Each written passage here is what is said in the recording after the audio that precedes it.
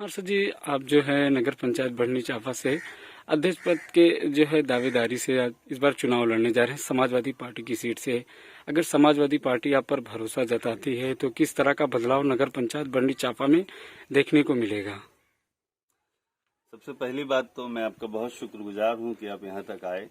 कैसे आए मुझे पता नहीं, क्योंकि सड़कें हैं नहीं। सड़कों की जो हालत है वो आपने देखी होगी कि पानी में सड़क है कि सड़क में पानी है, पता नहीं। कोई भी ऐसी व्यवस्था यहाँ पर है नहीं कि जिसे हम नगर पंचायत की व्यवस्था कहें। सबसे पहले तो नगर पंचायत बनाने के लिए लोगों के घर उजाड़े गए, उनको बर्बाद किया गया, बस्तियां उजाड़ी गईं, उनका आज तक कोई मुआवजा दिया नहीं सरकार ने। और पहली नगर पंचायत मैंने ऐसी देखा बनते हुए कि जहाँ पे सड़कों का चौड़ीकरण इस तरीके से किया जा रहा है कि बिना किसी नोटिफिकेशन के घरों को तोड़ा जा रहा है। दूसरी बात, एक्सट्रीम लेवल पे यहाँ पे हिंदू मुसलमान की राजनीति हो रही है। एक्सट्रीम लेवल पे यहाँ के भविष्य जो है, बच्चों को उनके जहनों में भर दिया जा रहा है कि क्या करना है, क्या कहना है। उनके हाथ से कलम छील के कहीं ना कहीं उनको तलवार दी जा रही है, नफरत के बीज बोए जा रहे हैं। स्वास्थ्य के नाम पर यहाँ कुछ नहीं है। एक छोटा सा सरकारी अस्पताल है जिसमें भी जीव जंतु रहते हैं, सांप बिच्छू रहते हैं। डॉक्टर तो मैंने देखा नहीं आज तक वहाँ पर। जो मेरा अपना मुशाहिदा है मैं उसकी बात कर रहा हूँ। सड़कों की हालत आपने देखी है। सीवरेज की कोई व्यवस्था नहीं है, शुद्ध पेयजल की कोई व्यवस्था नहीं है।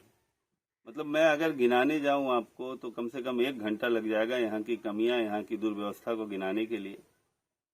मुझे अगर यहाँ के लोगों ने मौका दिया तो बेसिक इंफ्रास्ट्रक्चर को दुरुस्त करने का काम करूंगा। लोगों के जहन में जो गंदगी भरी है, लोगों के जहन में जो नफरत भरी है, उसको कम करने की कोशिश करूंगा। गंगा जमुनी तहजीब को कायम करने की कोशिश करूंगा। नगर पंचायत किस तरीके से खुशहाल हो, यहाँ का बच्चा या बच्ची कैसे अच्छी शिक्षा मिलती है, उनको उस पर कोशिश करूंगा। स्वास्थ्य व्यवस्था को ठीक करने की कोशिश करेंगे। इंफ्रास्ट्रक्चर में रोड है, लाइट है, लाइट की यहाँ पे दुर्दशा जो है, इलेक्ट्रिसिटी की आपने देखी होगी। कब आती है कब नहीं आती है कुछ पता नहीं, कितने घंटे रहती है कितने घंटे नहीं रहती है कुछ पता नहीं। कभी 10 दिन गायब है, अभी पिछली बार 10 दिन तक गायब रही। कहीं कोई व्यवस्था नहीं, कोई अल्टरनेट नहीं। हमारी विधायक माननीय सैयदा खातून जी इस पर बड़ी मेहनत कर रही हैं, बड़ी कोशिश कर रही हैं, अथक प्रयास कर रही हैं। हम सराहना करते हैं उनके हिम्मत की, उनके कोशिश की कि वो अकेले लड़ रही हैं, शासन से प्रशासन से अकेले लड़ रही हैं। अभी आपने देखा होगा कि पिछले हफ्ते बाढ़ की आपदा थी पूरे सिद्धार्थ नगर में। दिन रात एक कर दिया उन्होंने, हम लोग भी उनके साथ थे। जहां जितनी हो सकी हम लोगों ने यथासंभव कोशिश की मदद करने की, लेकिन वो बहुत नहीं है, बहुत ज़्यादा नहीं। प्रशासन से मेरी अपील है कि जो भी यथासंभव मदद है पहले तो बाढ़ पीड़ितों की जाए। और नगर पंचायत में अभी बीएलओ लोगों को लगाया गया है काम करने के लिए, कोई बीएलओ फोन नहीं उठाता, कोई काम करने के लिए नहीं आता है। चौराहे पे सही है, एक विशेष पार्टी के लोगों के साथ मिल के वो काम कर रहे हैं। तो बहुत सारी चीजें हैं, मैं गिनाने जाऊं चकबंदी की, मैंने आपको बताया जैसे कि पिछले 40 सालों से यहाँ पर चकबंदी हो रही है, अभी भी इसका काम पेंडिंग पड़ा हुआ है। डीडीसी साहब के यहाँ सुनवाई हो रही है, तारीख पे तारीख मिल जा रही है। मैंने मांग की थी डीएम साहब से कि यहाँ पे मौके पे आके मौका देख के उसके बाद उसकी तुरंत जो है उसका निष्कासन किया जाए, उसका समाधान किया जाए। इस तरीके से अगर होता रहा, तारीख पे तारीख मिलती रही, तो पता नहीं और कितने साल निकल जाएंगे। किसान परेशान है, नौजवान परेशान है, बच्चे परेशान हैं, बूढ़े परेशान हैं। हर तरीके की कोई बेसिक सुविधा, जो बेसिक कम्युनिटी है, जीने का जो बेसिक अधिकार है, वो भी मेरी नगर पंचायत में नहीं है। तो कम से कम मैं इस चीज को तो सुनिश्चित करूंगा कि जो बेसिक्स हैं, अम्यूनिटीज हैं, वो नगर पंचायत को मिले, सड़कें ठीक ठाक हों। बहुत सारे गांव अभी हैं जहां खड़ंजा नहीं पहुंचा।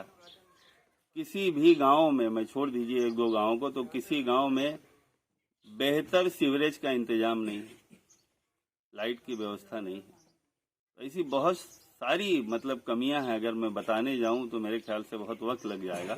ये बेसिक्स हैं, स्वास्थ्य, शिक्षा, बेरोजगारी और उन्माद बहुत हाई लेवल पे, एक्सट्रीम लेवल पे, उसको खत्म करने की कोशिश करेंगे।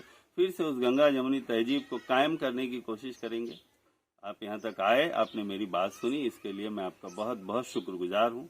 मेरी बातें आप पहुँचाइए आगे तक। अच्छा, आप एक बिजनेसमैन भी हैं, जाहिर है कि आपका भी अपना एक बिजनेस है, आप प्लांट लगाकर वहाँ पर लोगों को रोजगार देते हैं।